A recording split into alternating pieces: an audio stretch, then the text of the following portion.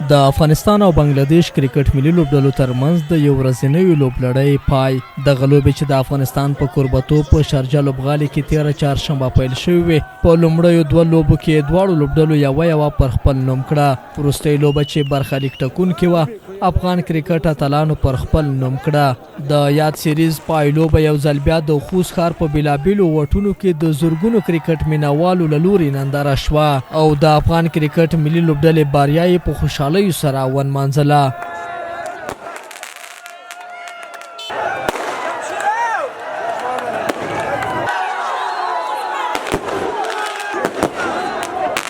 خوست مینار ته راغلی و تر څو لوبه له نږدې ننداره کوو.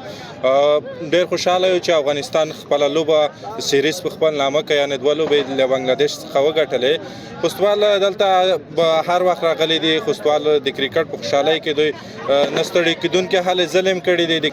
هغه وخت کې چې لوبه بایلو موږ باید خپل حوصلې لوړې وساتو، لوبغاړي تشویق کړو تر څو په راتلونکي کې موږ لپاره ښې لوبې وکړي. دوی د وطن لپاره لګیا دي، موږ لپاره لګیا دي. جلور سیدما خو ډېر سور یې ورته یاره دومره خوند به بیا یې رژپل مخوم کم نه دی لیدلی که په دنن شپه کې الله دې وکړي چې د افغانستان په د مظلومه خلک هر وخت داسې خوشحالۍ روشي چې مطلب تل خوشحال وي او خفګان بیخي د منځ کې لوړ شي. په تېره بیا د ژمن څخه مننه کوو چې دلته راځي او موږ تشویقوي او زموږ پیغام د خلکو رسوي، له عوامو رسوي. ډېر مینوال یو، په خاص ډول د عظمت الله عمرزي مینوال یو.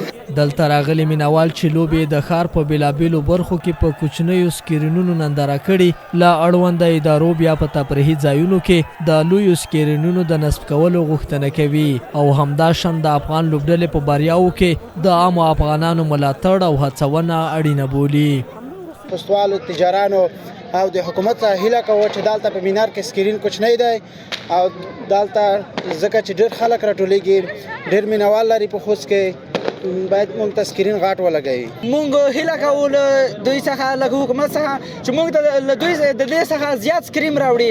په دې کې نه دلته له دې نندارچیان ډېر دي، نشي کولی چې د دې څخه سکرین وړي که دی له لرې نه برېښي. د یادونې ده چې له دې وړاندې افغان ابدالیانو آسیا جام په خپل نوم کړ چې په خوست کې د ته ورته خوشحالیو سره ونمانځل شو.